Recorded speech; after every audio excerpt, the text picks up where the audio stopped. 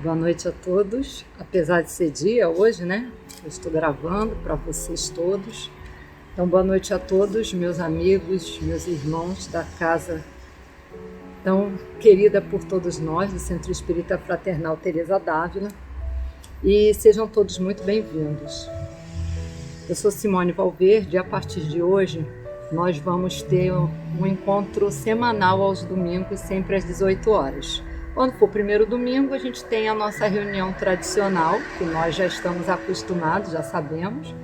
E nos outros domingos nós teremos um encontro menorzinho, de 15 minutos, mas que nos aproximará um pouco mais, especialmente nesses momentos que estamos distantes, né, socialmente.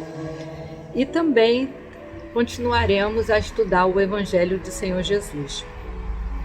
Então, queridos, nós vamos estudar hoje o capítulo 5 do Evangelho segundo o Espiritismo, Bem-aventurados os aflitos, item 1. Então vamos à nossa prece. Senhor Jesus, Teresa d'Ávila, nossa patronesse, Birajara, Rafael e Francisco, sejam conosco hoje, nos reforçando nosso estudo, nos reforçando a nossa fé diante de tantas dificuldades que passamos, que possamos, através do estudo do Teu Evangelho, Jesus, nos confortar a todos aqueles que aqui buscarem um conforto, que buscarem a determinação de Teresa d'Ávila, que buscarem o fortalecimento dos passos para seguir o próprio caminho, através do exemplo de todos vós. Sejam conosco agora e sempre, nos ajudando, nos fortalecendo e nos dando a permissão para o início dessa série de estudos aqui no Centro Espírita Fraternal Teresa d'Ávila. Que assim seja. Então, meus queridos, a passagem é trazida por Mateus no capítulo 5, versículos 5, 6 e 10. E ela está no Evangelho segundo o Espiritismo, como eu falei, capítulo 5, Bem-aventurados os aflitos, item 1, que é descrito da seguinte forma: Bem-aventurados os que choram, porque serão consolados. Bem-aventurados os que têm fome e sede de justiça, porque serão saciados. Bem-aventurados os que sofrem perseguição por amor à justiça, porque é deles o reino dos céus. E aí, como diria o dito popular, quem nunca, né? Quem nunca chorou, quem nunca se sentiu com fome e sede de justiça, quem nunca se sentiu injustiçado, quem nunca se sentiu perseguido por amor à justiça, porque foi culpado por alguma coisa que não cometeu ou que não sentiu daquela forma, né? Porque tudo isso, essas relações que nós temos uns com os outros, elas dependem muito de como nós sentimos, não somente o que nós entregamos, como a forma da qual o nosso próximo recebe aquilo que nós entregamos. Então, muitas vezes, a gente se sente injustiçado por determinada situação ou por determinada pessoa, mas muitas vezes nem foi tanto assim, ou até foi, mas em outro momento a gente tem uma outra compreensão, de acordo até mesmo com o nosso caminhar, com a nossa possibilidade, né, de progresso. A gente começa a perceber determinadas coisas. Então, eu trago para a nossa reflexão uma página do livro da revista Reformador. Ela está naquele livrinho que sempre o pessoal me pergunta quando eu uso no Teresa, mas é do Evangelho por Emmanuel, onde tem, nesse caso, o Evangelho segundo Mateus, mas são páginas que Emmanuel trouxe através da mediunidade de Francisco Cândido Xavier. E nesse livro, que é o azulzinho, são as páginas dos ditos bíblicos descritos por Mateus. Então, na lição chamada Na Construção da Virtude, Mateus traz para a gente, através de Emmanuel, né? Emmanuel explica esse dito bíblico de Mateus, através da mediunidade de Chico Xavier, justamente o nosso item 1, Bem-aventurados os que choram. E ela se intitula, como eu disse, Na construção da virtude.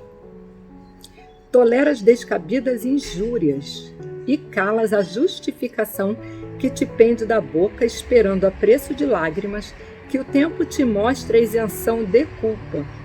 Com isso, promoves o reconhecimento e a renovação dos teus próprios perseguidores. Então, aquilo que a gente estava falando, né? Que a passagem bíblica nos trouxe. Nós esperamos a preço de lágrimas, quer dizer, nós choramos, nós exteriorizamos aquele descontentamento, aquela angústia, aquela tristeza, por que não assim dizer, e aguardamos que o tempo nos mostre que estamos isentos de culpa.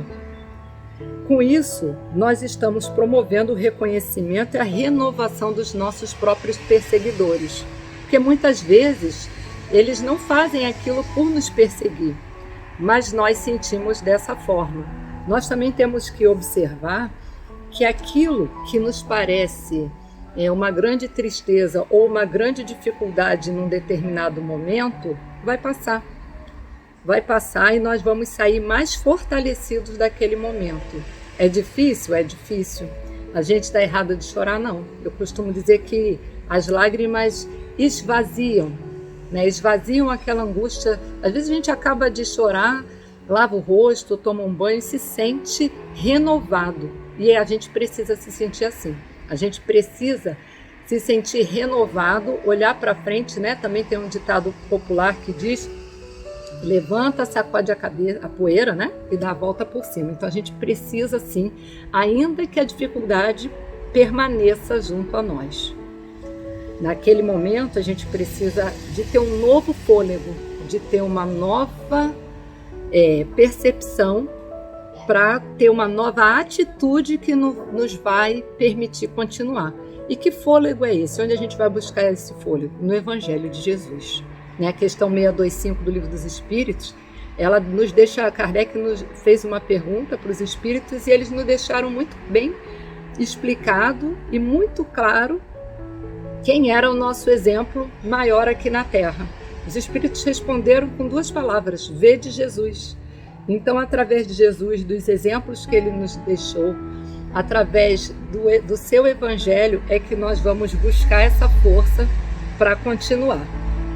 E aí Emmanuel continua nos descrevendo sobre essa passagem do evangelho, nessa lição na construção da virtude, que eu não vou ler toda, né? Senão vai tomar muito tempo nosso.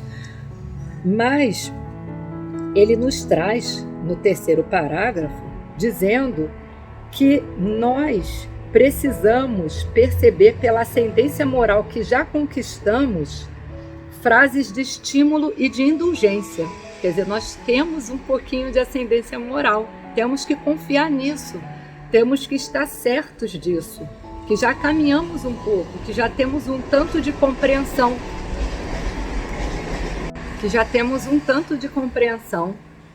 diante de determinados fatos. Porque temos, mesmo quando sofremos, quando sentimos, nós sabemos como deveríamos ou como deveremos nos portar.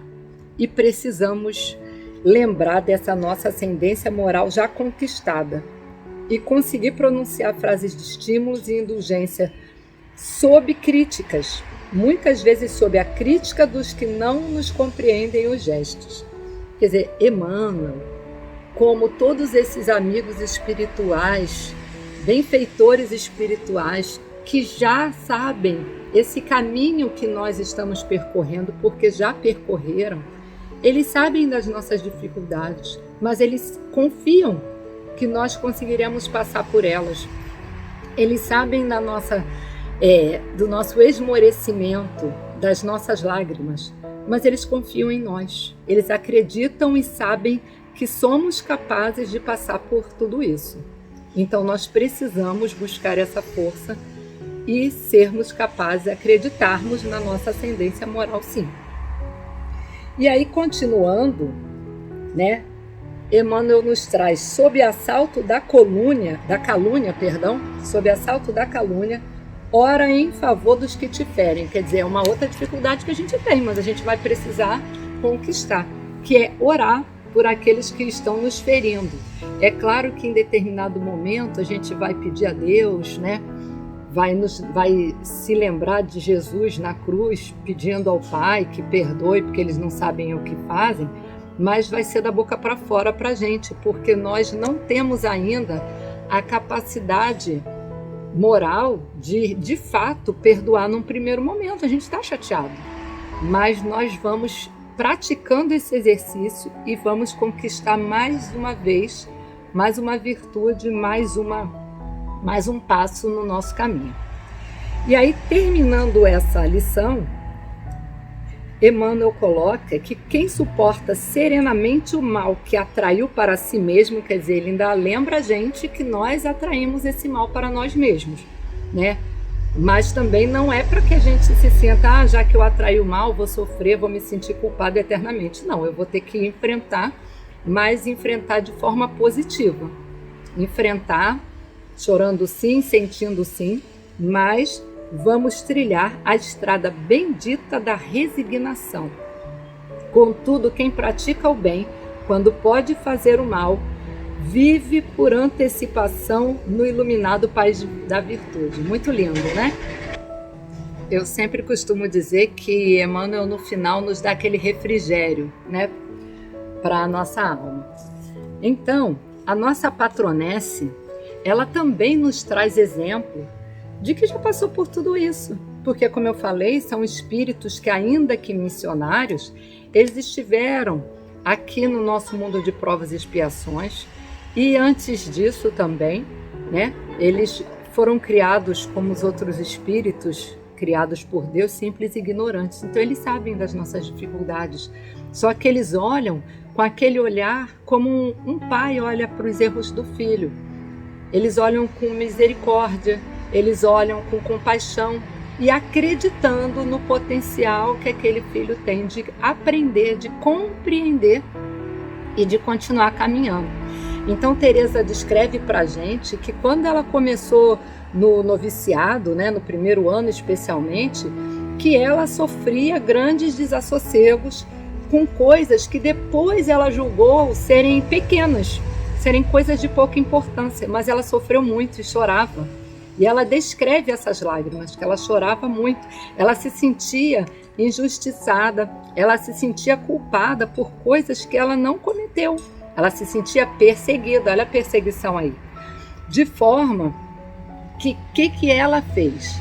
Ela se sentiu também fortalecida pela certeza do caminho que ela escolheu ao escolher seguir a Jesus. Então, ela disse que uma vez que ela estava certa daquele caminho, que aquele era o caminho certo, que ela poderia suportar tudo. É claro que hoje nós podemos não ter essa compreensão de Teresa, mas ela também traz para a gente que ela viu isso depois, que no início, né, no primeiro ano do noviciado, ela se sentia perseguida assim, ela se sentia culpada injustamente, e ela procurava chorar aqueles descontentamentos. Quer dizer, ela traz tudo que a gente viu aqui no item 1, né? As lágrimas, o sentimento de injustiça, de se sentir injustiçado, e ao mesmo tempo a perseguição. Mas ela disse também que ela procurava sempre a paciência que o Senhor lhe deu para sofrer, para do mal ela conseguir tirar o bem.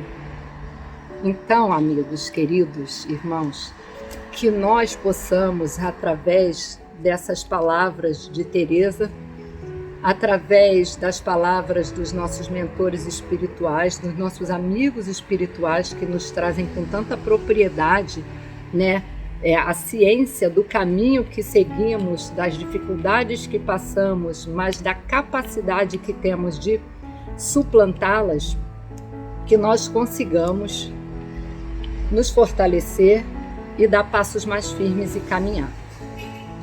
Então vamos pedir numa prece de encerramento a todos esses amigos espirituais que tanto acreditam em nós, que tanto confiam na nossa capacidade, nas nossas possibilidades, que possamos não decepcioná-los, mas no sentido de não nos faltar a força, o consolo, o amor de Jesus e a misericórdia daqueles que sabem que estamos sim diante de uma grande dificuldade, mas que vamos passar por isso. Que nos fortaleçam, que nos consolem, que nos acalantem nossos corações, mas que estejam sempre conosco. Agradecidos estamos por mais uma semana de estudo do nosso Evangelho segundo o Espiritismo, do Evangelho de Jesus, e que possamos ter uma semana de muita paz, de muito fortalecimento no nosso caminhar. Que assim seja. Até a próxima semana, então, que nós vamos ter o estudo do Evangelho, capítulo 5 ainda, e tem 2, mas com outros amigos. Cada semana nós vamos ter um amigo nosso aqui, que é para a gente poder matar a saudade de todos. Que assim seja.